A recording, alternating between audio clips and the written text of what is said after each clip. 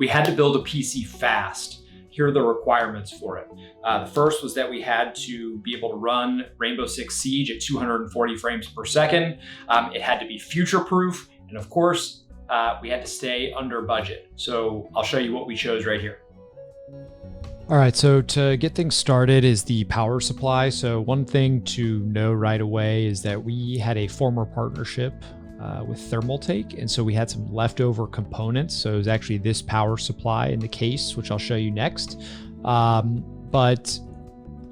we already had this. So if I were shopping for this from scratch, the things I want to make sure I'm doing is just getting a good quality one, right? Like you don't want to skimp on this because if it wears out or has problems, it's going to affect the rest of the PC. So quality materials are going to be something you want to make sure you have. Thermaltake is a decent supplier for these types of parts, and so this one will work. You know, it's got the RGB, which I don't actually care about that much, but like I said, we had it. So this is 750 watts.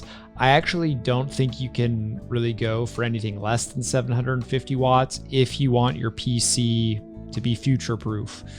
I'll talk about this when I get to the GPU section. New graphics cards are just continuing to take up more and more power. So you're going to want the watts, probably 750 is your minimum.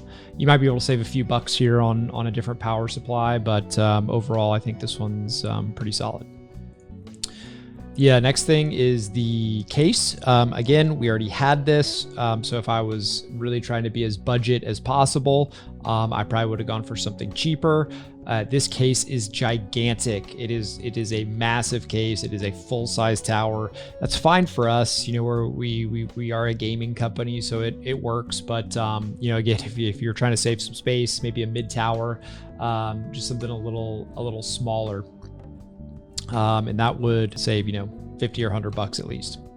So again, we started with these. It works for what we're using it for, but you know, you might be able to save a little bit extra there. So the third thing is the M.2. This was a priority for us. We specifically wanted the main drive for the PC to be run off of an M.2. So not an HDD, not an SDD, but actually an M.2 drive. It's that we did. That's what we did here. We got the 1 terabyte. You know, this is going to be a gaming PC, so you know, the amount of memory we need isn't terrible. It's not like we're editing videos or anything like that. So 1 terabyte should last for quite a while, and you know, we don't really need to add an external drive. So or excuse me, not an external drive, but just, you know, an extra SDD or extra HDD. So we got the Samsung ones. I've used Samsung in the past and just really like it. But again, I think you can probably, you know, I don't think you want to skimp out here. But if you just go with the trusted brand, you'll be just fine.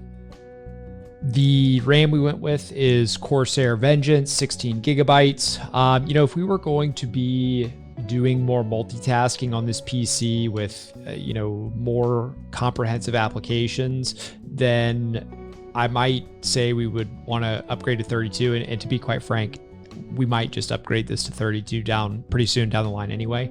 But, you know, it's kind of one of those things where it's like, it's pretty cheap and it's nice to have. Especially if you have lots of apps open and all that stuff. So we went with Corsair. I've had good experience with Corsair. We did go with 3200 megahertz instead of 36 or even faster. We're not necessarily these like super high end, you know, really try to squeeze out every inch of performance. I've not really felt the benefits of like getting my RAM clocked faster. So I've got, I think on this PC, I've got 3600. And I might even have some 4000 in another PC, but I can't really tell the difference. I know, again, you know, if you're really paying attention, maybe you can probably tell, but for us, it wasn't that big of a deal. So, you know, we probably saved a few bucks here. It looks like the 3600 is, it's only $10 extra. So not that much. Yeah, the 4000 megahertz, holy smokes, it goes up to 137. So quite a bit more expensive there for the 4000. Okay, so really kind of getting into the exciting part of builds. This was like I said at the beginning, our tenets for this PC, one, we had to have it really quick. Two, we had to, stay within a reasonable budget, which I'll talk about here in a second. Three, we wanted to be future-proof, right? We don't want to have to be, doing a crazy rebuild to upgrade this down the line. And so that's where going with the latest 12th gen Intel came in. I think if I had my preference, we probably would have done a AMD build, but the new Ryzen architecture isn't coming out until later this year. We had to have this quickly. So we ended up going with the 12th gen i5, 12400, and this thing is a little ripper. It really is. It's a super powerful CPU for the price.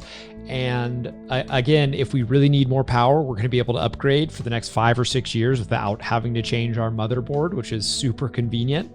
But this CPU is a little ripper, and I think it's a great gaming CPU. Another benefit of this that we liked, and this is the same for AMD, but I think it's new or relatively new in Intel, is that it comes with a cooler. So we didn't want to have to mess with adding on a water cooler. Again, we're not trying to drive performance out the roof with this thing. We just need it to run consistently and run well. And the Intel coolers do that just fine, right? You'll run a few degrees hotter than a water cooler, but it's okay. And again, we've got those big cases anyway. So that's the CPU we went with.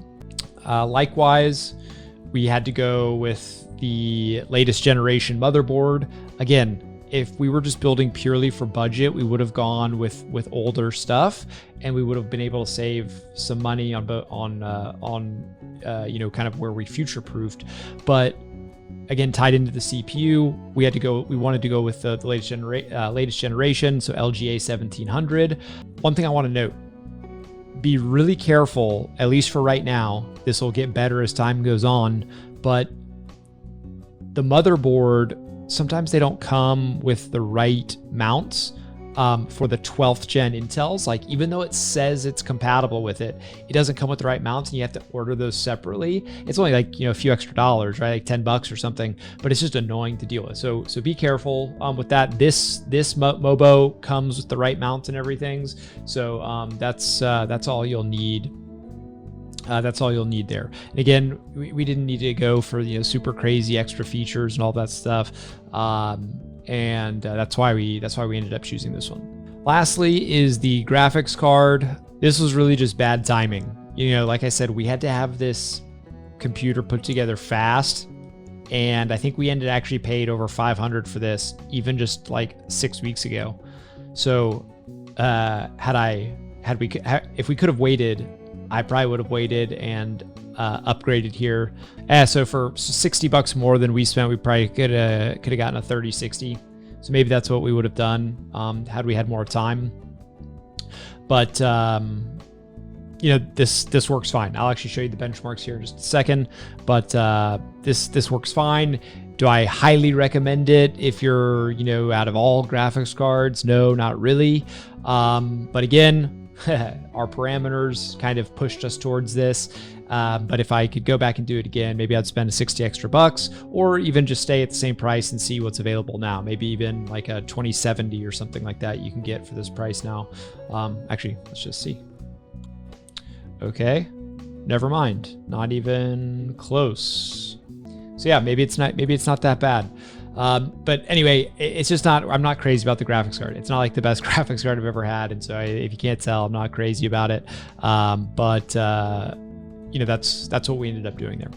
So in all of these things together comes out to $1,272.94 altogether. So if you were trying to save a few bucks, you could probably cut some down on the power supply, a little bit on the case, maybe 50 or $100.